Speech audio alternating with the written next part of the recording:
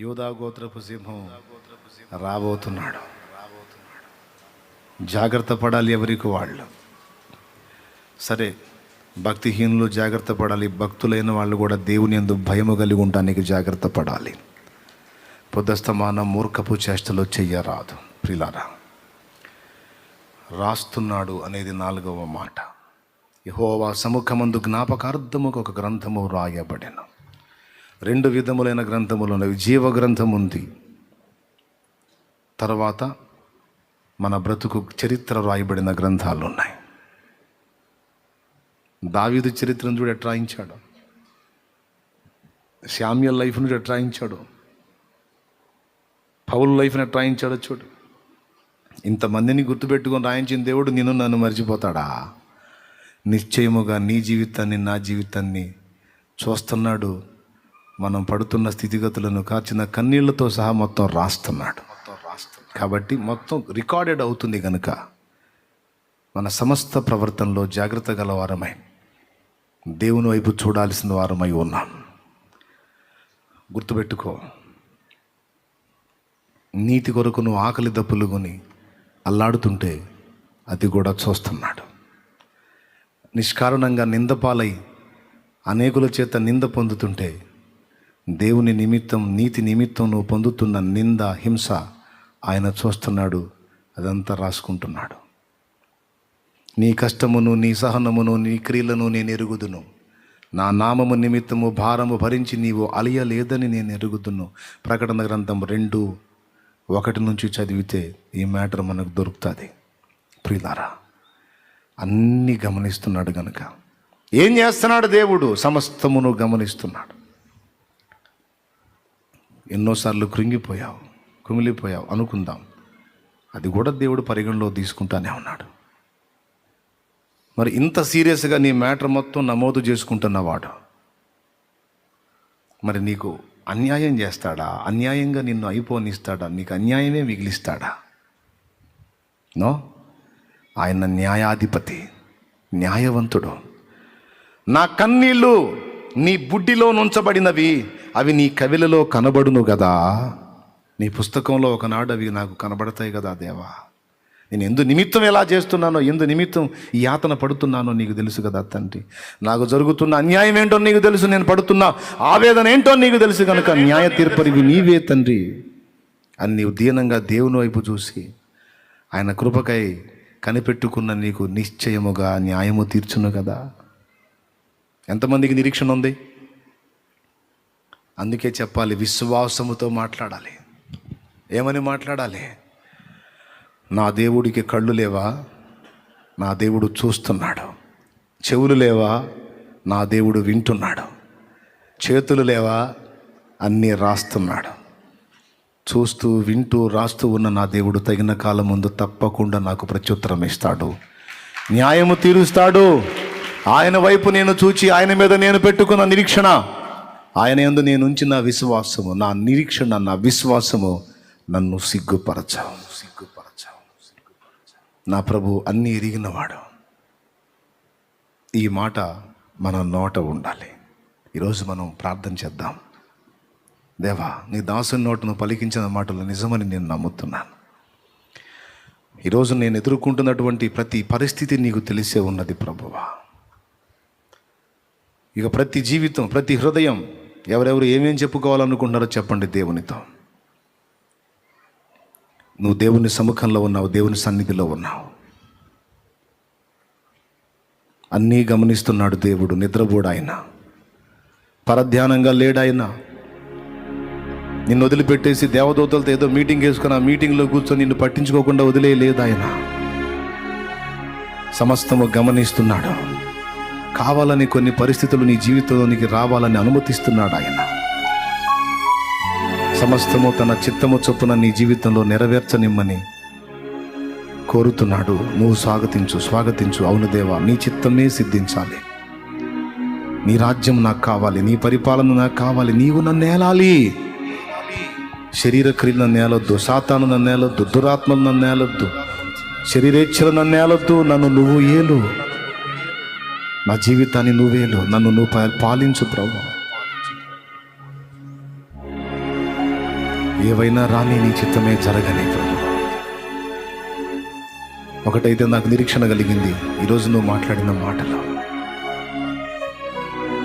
దేవానికి వందనాలు. నా దీన స్థితిని నీవు ఎరుగుతూ కదా ప్రభు, నా దీన స్థితిని నీవు ఎరుగుతూ కదా. చెప్పావుగా నేను చూస్తున్నానని, నాకు అంతే చాలు. నువ్వు చూస్తున్నావు, నాకు చాలు.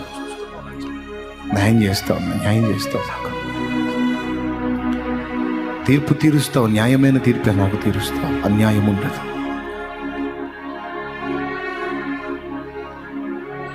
నన్ను క్షమించు ప్రభు.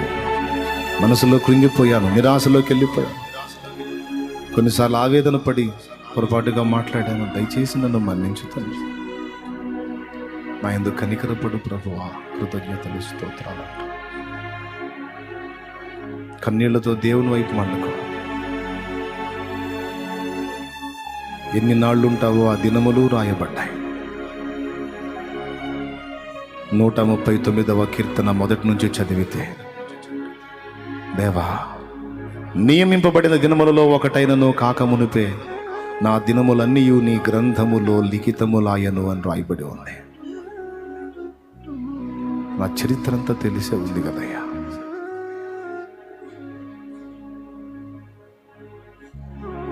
చెప్పసఖ్యము కానీ ఆవేదనతో కృంగిపోతున్నాను. నన్ను ధైర్యపరిచావు దేవా, వందనాలు. నీ కృప కొరకే దీనంగా కాచుకున్నాను. నీ దయ కొరకే నిరీక్షణతో ఎదురు చూస్తున్నాను. నా పక్షమున కదులుతావని, నన్ను ఆదరిస్తావని, ఆదుకుంటావని, ప్రేమను ధ్వజముగా నిలుపుతావని, నీ కొరకే, నీ కృప కొరకే కాచుకున్నాను దేవా. ఇంకెవరి వైపు చూడగలను? ఎవరిని వేడగలను?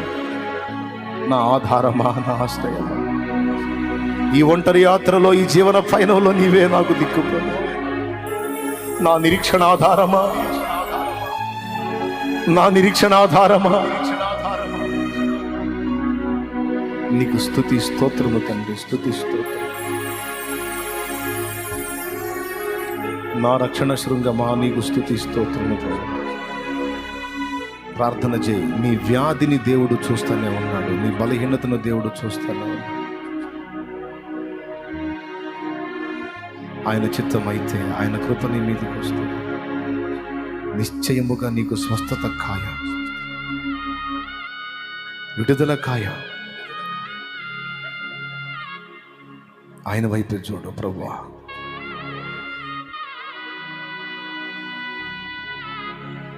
నీవే, నీవే.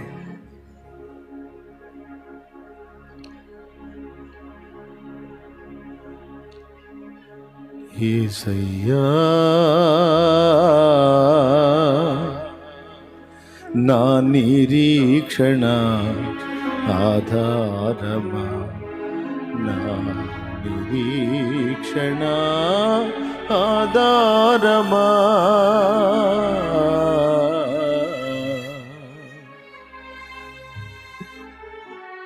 ప్రార్థించు, ప్రార్థించు. నీ వైపే చూస్తున్నాను. నా జీవితం నాకు అర్థం కావటం లేదు ప్రభు. దారి తెన్ను అర్థం కావటం లేదు. భవిష్యత్ ఏంటో అర్థం కావటం లేదు. నా గమ్యం ఏమిటో నాకు అర్థం కావటం లేదు. గురి తెలియని పయనం వల్ల నా బ్రతుకు అయిపోయింది ప్రభు. నా మనసులో శాంతి, సమాధానం కరువవుతున్నాయి దేవా.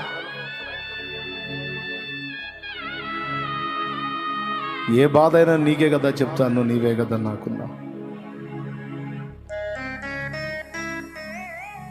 దురవస్థలలో ఒంటరినై దుమికి ధూళిగా మారినను,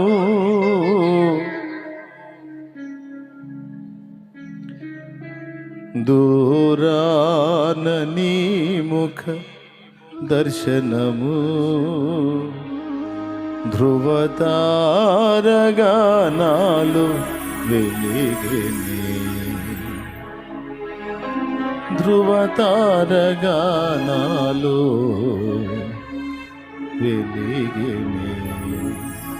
ప్రార్థించు, ప్రార్థించు యేసయ్యా. దురవస్థలలో ఉన్నాను ప్రభువా,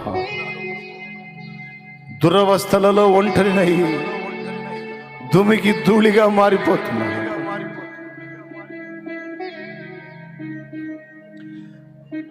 చెప్పండి నీ విన్నపం దేవునికి కన్నీళ్లతో, రోదనతో చెప్పు. అవి ఆత్మ సంబంధమైనవైనా భౌతికమైనవైనా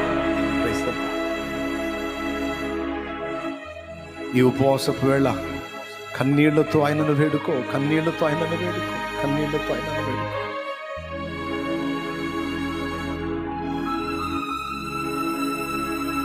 మరపేరాని నిందలు, మనసున మండే మంటలు, మమతను చూపిన నీ సిలువ ప్రభువా, నీకు స్తోత్రం, నీకు స్తోత్రం, నీకు స్తోత్రం, నీకు స్తోత్రం, నీకు స్తుతి, స్తుతి, స్తుతి.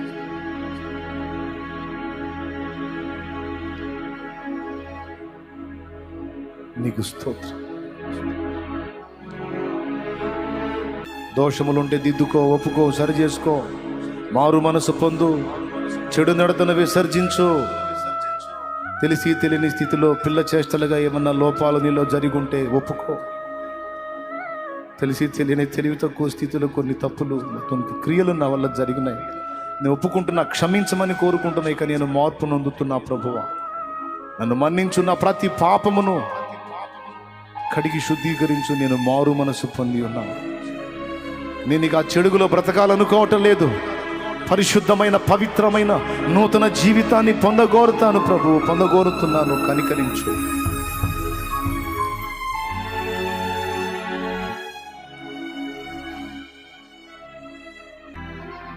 ఇతరులను నువ్వు సంధించేటప్పుడు సైతం వారికి నిరీక్షణ కలిగే మాటలు మాట్లాడాలి, విశ్వాసములో ప్రోత్సహించే మాటలు మాట్లాడాలి.